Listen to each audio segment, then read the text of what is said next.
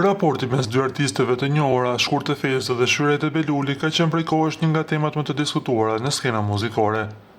Për vite me radhë është thënë se mes tyre nuk ka komunikim dhe se askush nuk ka arritur t'i afrojë.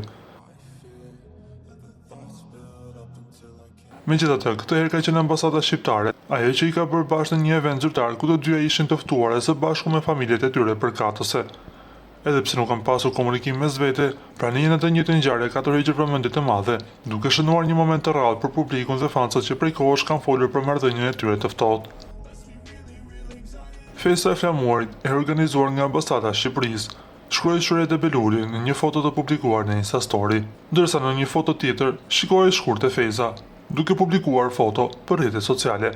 Ky event është komentuar gjerësisht, duke rikthyer në fokus raporti mes dy ikonave të muzikës shqiptare, që e gjithë shqiptaria mezi pret që ata të afrohen dhe pse jo të ketë një bashkëpunim mes tyre.